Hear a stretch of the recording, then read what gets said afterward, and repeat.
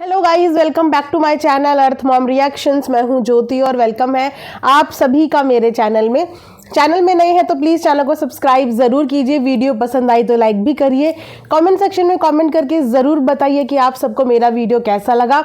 Also अगर आप इस वीडियो के माध्यम से चैनल में नए जुड़े हैं तो साइड में आपको एक बेल नोटिफिकेशन मिल जाएगा, इसको भी हिट कर दीजिए ताकि मेरे आने वाली हर वीडियो का नोटिफिकेशन आप तक सबसे पहले पहुंच जाए। सो आज की वीडियो में हम लोग बात करने वाले हैं नेहा से रिलेटेड। ऑल्सो हम आज की वीडियो में बात करने वाले हैं जूली आंटी से रिलेटेड। इसको कहते हैं इंसान उम्र से भी बड़ा हो और दिल से भी बड़ा हो। मतलब आज की वीडियो ना लिटरली दिल छू गई, तो मैंने सोचा चलिए इसी के ऊपर आज रिएक्शन वीडियो बनाया जाए। उम्मीद करती हूँ कि आप सब लोगों को पसंद आएगा और कमेंट सेक्शन में अपने ओपिनियन आप लोग जरूर रखेंगे। इसी के साथ आप लोगों के साथ शेयर करना चाहूंगी मैं ये बहुत ही ब्यूटीफुल विंटर्स के लिए कैप, जिसके साथ आपको अटैच्ड मफलर भी मिल रहा है।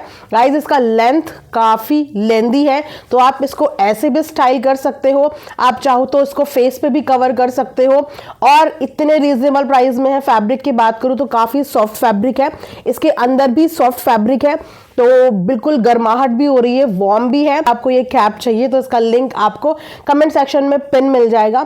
ऑल्सो अगर आप लोगों को डेनिम की कुर्ती पसंद आती है, क्योंकि मैंने इस बार डेनिम की दो तो ब्लैक में ही कुर्ती खरीदी है, ये थोड़ा सा डिफरेंट स्टाइल है इसका। आप देख सकते हो फ्रंट से, साथ में इसमें नीचे दो पॉकेट्स भी हैं। यहाँ पे फुल लेंथ फोटो दिखा दूंगी। फिलहाल सभी साइजेस में अवेलेबल है। बहुत ही अच्छा प्रीमियम क्वालिटी का डेनिम है गाइज ये। तो दोनों के ही लिंक आपको मेरी कमेंट सेक्शन में पिन मिल जाएंगे। इफ इन केस आपको कमेंट सेक्शन में पिन नहीं मिलते हैं तो एक बार मेरे इसी चैनल का कम्युनिटी पोस्ट सेक्शन चेक कर लेना। पोस्ट में मैंने बहुत सारे और भी प्रोडक्ट्स के लिंक डाले हुए हैं, तो वहां से जाके भी आप बाय कर सकते हैं। तो चलिए फिर इसी के साथ विदाउट एनी फर्दर डिले आज का रिएक्शन वीडियो हम लोग शुरू करते हैं। सो जस्ट मेरी नज़र में अभी जूली आंटी का वीडियो आया है और जूली आंटी का वीडियो देखने के बाद मैं एक ही चीज़ सोच रही थी कि जब बड़े इंटरफेयर करते हैं किसी भी झगड़े में तो मजाल ही नहीं कि वो झगड़ा सॉर्ट आउट ना हो, बेशर्ते कि बड़े व्यूज बटोरने के लिए नहीं, सिचुएशन को संभालने के लिए आ रहे हूं। अभी आपने देखा होगा कि 2-3 दिन पुरानी लाइव में हमारी जो लड़ाका दीदी है उन्होंने तिल्ली लगा के कोशिश तो की थी कि तिल्ली लगा के आग भड़काई जाए और भी लोगों के अंदर आग भड़काई जाए, साथ के रिएक्शन वालों के अंदर भी आग भड़काई जाए और साथ ही साथ जूली आंटी के अंदर भी आग भड़काई जाए, ये बोल के कि सामने वाली बंदी तो आपके लिए ऐसे ऐसे बोलती थी, ऐसे ऐसे बोलती थी। लेकिन वहां पे जूली आंटी ने आज अपनी समझदारी का परिचय दिया है। मतलब ये होता है बड़ा इंसान जो हर किसी के बच्चों में ना अपने बच्चे को देखता हो, हर किसी के बच्चे का दुख को समझता हो, उसकी सिचुएशन को समझता हो। और उन्होंने इतनी गहराई से सिचुएशन समझी कि सामने वाले इंसान भी किसी की बच्ची है, ज़्यादा उम्र की भी नहीं है, उसके साथ भी 2 बच्चे हैं जिन बच्चों का पालन पोषण उसे करना होगा। अगर माँ डिस्टर्ब रहेगी तो बच्चों को पालने में कितनी समस्याएं आती हैं, ये सब जानते बूझते उन्होंने इतने आराम से उन सारी चीज़ों के लिए माफ़ी दे भी दी और सोचो कि माफ़ी मांग भी ली। बड़प्पन कहते हैं इसको, बड़प्पन। इंसान उम्र से ही बड़ा नहीं होता, इंसान अपनी समझदारी और अपने डिसीजन से भी बड़ा होता है। और ये डिसीजन अगर पहले दिन ही माताश्री ले लेती ना, माताश्री दूसरी साइड वाली आंटी जी, तो शायद ये सिचुएशन इतनी कभी बढ़ती ही नहीं। अगर वो भी सामने वाले के अंदर अपने बच्चे को देख लेती और अगले दिन मजाक बनाते हुए अपने बेटे के साथ मौज ना मार रही होती व्लॉग में और सिचुएशन को संभाल लेती, तो आज इतनी परिस्थितियां खराब नहीं होती जितनी परिस्थितियां खराब हो गई। देखिए ना, वो भी दूसरी तरफ एक माँ थी, क्या क्या नहीं बोला उनको। ऐसा नहीं है कि उन्होंने बदले में कुछ नहीं बोला, उन्होंने भी बदले में बहुत कुछ बोला, लेकिन यहां से भी उनको बोला, जबकि उन आंटी की कोई भी दुश्मनी रिएक्शन वालों से नहीं है। इनफैक्ट किसी भी व्लॉगर की कोई भी दुश्मनी रिएक्शन वालों से नहीं होती, लेकिन फिर भी किसी एक को प्यार करने के चक्कर में हमेशा जाने अनजाने में दूसरे का दिल दुखा लिया जाता है। लेकिन वहां पे उन्होंने माफी एक्सेप्ट भी करी और माफी दी भी, समझ गई कि बच्चे हैं, गलतियां हो जाती हैं, किसी के प्यार में चीजें कर रही थी। उन्होंने बात का बतंगड़ नहीं बनाया, बात का विवाद नहीं बनाया, उस बात को सुलझा दिया। लेकिन अनफॉर्चुनेटली ये चीजें हमारी समझदार आंटी नहीं कर पाई, क्योंकि हमारी समझदार आंटी तब कुछ करती ना जब उनको खुद कंटेंट छापने से फुर्सत मिलती, वो तो और छोटी बच्ची बन जाती हैं। जहां वो देख रही हैं कि बच्चे आपस में लड़ रहे हैं, समझदारी से उन चीज़ों का सामना करने की बजाय वो खुद सबसे छोटी बच्ची बन जाती हैं। जैसे कि एक जेठानी देवरानी को चिढ़ाने के लिए टाइटल थंबनेल लगाती है, तो आंटी भी बराबर, मतलब बराबर डट का सामना करती है। ये भी नहीं सोचती कि सामने वाले जो है वो उम्र में मेरे से कम है, मेरी बच्चों की उम्र के हैं। जब मैं अपने महान बच्चों की इतनी महान महान गलतियां माफ कर सकती हूँ अपना दिल बड़ा करके, तो सामने वाले बच्चों ने क्या किया है? वो भी बच्चे हैं, गुस्से गुस्से में उनके भी मुंह से निकल गई, लेकिन बराबर ताने, थंबनेल में ताने, टाइटल में ताने, शॉर्ट्स में ताने, मतलब पूरा का पूरा बराबरी। कहते हैं ना बच्चों से लड़ाई करने में बराबरी।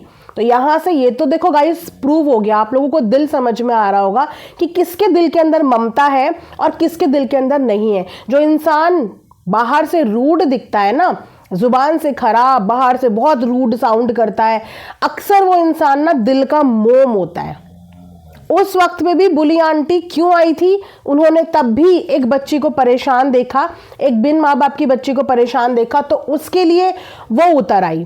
और अभी भी उन्होंने इधर भी एक बच्ची को परेशान देखा, क्योंकि अगर ये आंटीज हमसे उम्र में बड़ी हैं तो हमारे लिए तो माँ समान है ना, और माँ के लिए बच्चा चाहे कितना भी बड़ा हो जाए वो बच्चा ही रहता है, नहीं?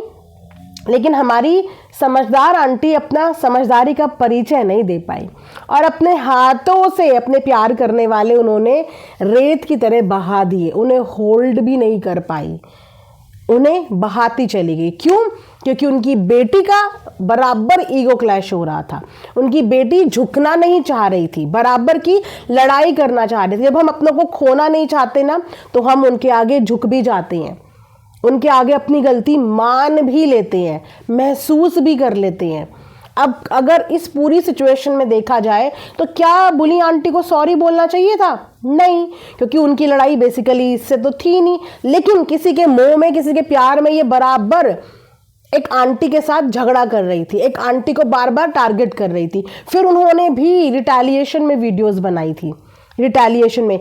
लेकिन उसके बाद भी सोचो, जब भड़काने पे लोग आ गए तो वो आंटी भड़की नहीं, उन्होंने समझदारी से सिचुएशन संभाल ली।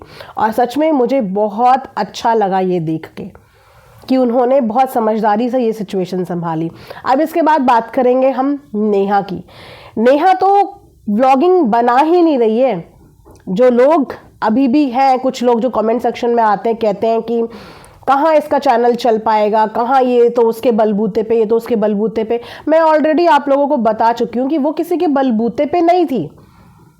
अगर वो किसी के बलबूते पे थी तो बाकी के भी सब उसके बलबूते पे थे, सब एक दूसरे के बलबूतों पे ही व्यूज बटोर रहे थे। और आज देख लो आप, अभी तो उसने व्लॉगिंग को ढंग से करना शुरू भी नहीं किया और आप उसके व्यूज की रफ्तार देखो। 10 घंटे में 50K से ऊपर व्यूज थे उस लड़की के, बिना कंट्रोवर्सी करे हुए। सिर्फ छोटी सी व्लॉगिंग जो अपनी बच्ची के साथ वो दिखा रही थी, सिंपल, बोलते हैं ना स्वीट एंड सोबर, सिंपल सी व्लॉगिंग। ना ज्यादा एफर्ट्स, ना ज्यादा क्लिकबेट, ना ज्यादा सिनेमैटिक शॉट्स, नथिंग।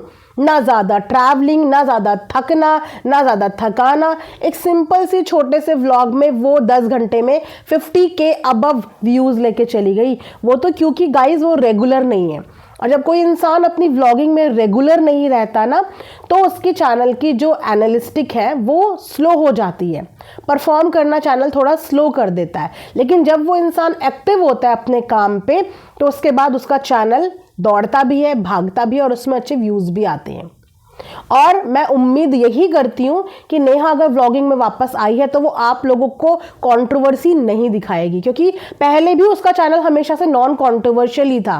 अब उसने डाली हैं 2-4 कंट्रोवर्शियल वीडियोस, लेकिन उसका चैनल कभी भी कंट्रोवर्सी से भरा हुआ था ही नहीं। और अभी भी अपने चैनल को पिछले काफ़ी समय से उसने नीट एंड क्लीन रखा हुआ है। गानों पे शॉर्ट्स भी आ रहे हैं, और ये जनता का प्यार है, ये जनता का प्यार है कि उसको भरपूर प्यार मिल रहा है। इतने ब्यूटीफुल उसको कमेंट्स आ रहे हैं। हर कोई चाहता है कि वो वापसी करे, हर इंसान चाहता है कि पिछले साल के साथ जो भी चीज़ें थी वो पीछे छोड़ के अब नए साल में हम वही पुरानी नेहा को देखें जिसने सोशल मीडिया पे एक नाम, एक मुकाम, एक इज्जत और अपने टैलेंट के बलबूते पे लोगों का प्यार हासिल किया था। जो नेहा की जोड़ी आशीष जी के साथ टिकटॉक पे वायरल हुई थी, वही नेहा ने सिंगल होने के बाद भी अपने टैलेंट के बलबूते पे, अपनी डांस परफॉर्मेंस पे, अपने मूव्स के बलबूते पे बहुत मिलियंस में व्यूज बटोरे थे, बहुत। और अब उसको वापस आता हुआ देख के ऑडियंस बहुत ज़्यादा खुश है इसीलिए क्योंकि ऐसा अपने आप में सबको फील होने लगा था बेसिकली कि गलत और सही के मुकाबले में हर इंसान आगे निकल गया, लेकिन ये औरत पिछले 1 साल से अपनी गलती की सजा ही भुगती जा रही है, जबकि अकेले की इसकी गलती नहीं थी। इसको भी काम करना चाहिए। जब उसकी बच्ची का शक्ल देखते थे ना, तब ऐसा लगता था कि इस मासूम बच्ची की कोई गलती नहीं है, लेकिन उसकी माँ काम करे तो कैसे करे। उसकी माँ एक वीडियो बनाती थी और उसकी माँ की वीडियो को इतना जज किया जाता था।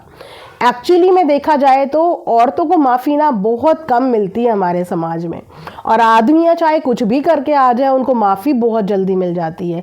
लेकिन मैं इस साल में अपनी तरफ से ये सजेस्ट ज़रूर करूँगी नेहा को कि अब अपनी ज़िंदगी में ऐसे लोगों की एंट्री कभी भी मत होने देना जो आपको इमोशनल सपोर्ट करने के बहाने कभी आपके ढंग के साथी बन ही नहीं सकते।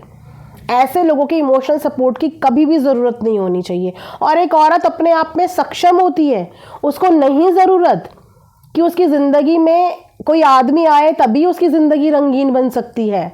और अगर आ जाए तो हमेशा सोच समझ के फैसला लेना, जांच परख के चीज़ें करना और सच के बलबूते पे करना कि कोई भी आके दोबारा आपको ना ब्लैकमेल कर पाए, न डरा पाए, न नीचा दिखा पाए। सच के रास्ते पे कठिनाइयाँ ज़रूर होती हैं। ये 1 साल पूरा कठिनाइयों से निकाल लिया है, तो आने वाला साल सच के साथ शुरुआत करना हर चीज़ की, और दिल से करना। इमोशनली कभी भी किसी के ऊपर डिपेंड मत होना, क्योंकि यहाँ पे लोग इमोशंस का ही फ़ायदा उठा जाते हैं और उसके बाद बदनाम हमेशा औरत हो जाती है। चाहे उसमें आदमी कितना भी गंदा, कितना भी गया गुजरा हो, किसी भी हद तक गया हो, लेकिन जज औरत को किया जाता है। जबकि औरत इमोशनल फूल होती हैं, वो इमोशंस में आ जाती हैं। कोई उनके सामने रोता है, अपना दुखड़ा सुनाता है, तो वो उनके दुखड़े में बह जाती हैं। लेकिन इस चीज़ को बाद में कोई नहीं देखता। बाद में सिर्फ ये देखता है कि ये औरत कितनी गंदी निकली, ये कितनी ख़राब निकली। लेकिन किस तरीके से आदमी औरत की इमोशंस का इस्तेमाल करता है वो कोई ध्यान नहीं देता। तो ये नया साल, पुराना साल डेफिनेटली बहुत सारी चीज़ें उनको सिखा के गया है, लेकिन इस नए साल में अपने इर्द गिर्द ऐसे लोगों को कभी फटकने मत देना जो आपको इमोशनल सपोर्ट देने के लिए आ रहे हो। आप काफ़ी हो, और आपके इमोशनल सपोर्ट के लिए आपकी फैमिली काफ़ी है, जिन्होंने आपका उस समय पे साथ दे दिया और आपको उस समय के दलदल से बाहर निकल के आ गई ना, तो दुनिया में परिवार से बढ़कर कुछ नहीं है, कुछ भी नहीं। तो हमेशा साथी एक ऐसा ढूंढना जो आपके साथ चट्टान की तरह खड़ा रहे, चाहे कितनी भी तूफान आ जाए वो डगमगाए नहीं, वो चट्टान की तरह खड़ा रहे। इस मामले में थोड़ा सा नेहा अनलकी निकल गई, लेकिन इस मामले में सामने वाला इंसान लकी निकल गया कि उसकी जो चट्टान थी वो हिली नहीं। उसने, बोलते ना, भला है बुरा है जैसा भी है, वो वाला चीज़ अपना दी। लेकिन औरतों के साथ समस्या तो यही होती है ना कि औरतों को अपनाने वाले ऐसे मर्द जो चट्टान की तरह उसकी ढाल बन के आगे खड़े रहें बहुत कम मिलते हैं। और मैं उम्मीद करती हूँ, आशा करती हूँ कि आपके जीवन में ऐसी चट्टान ज़रूर आए जो आपके लिए लड़ना भी जानता हो और आपके लिए झुकना भी जानता हो। इसी के साथ, जैसे कि मैंने बोला था कि पिछली बातों के साथ सारी चीज़ें ख़त्म, अब नेहा की व्लॉगिंग में नए सिरे से, नए तरीके से देख के रिएक्शन दूंगी। ये भूल के कि उससे पिछले साल नेहा ने क्या किया, नेहा अब क्या कर रही है, इस चीज़ पे मेरा फोकस रहेगा। इसी के साथ ये वीडियो मैं यहाँ पे एंड करती हूँ। आई होप आप लोगों को पसंद आया होगा। Thanks for watching earth mom reactions. Bye bye, take care, love you all.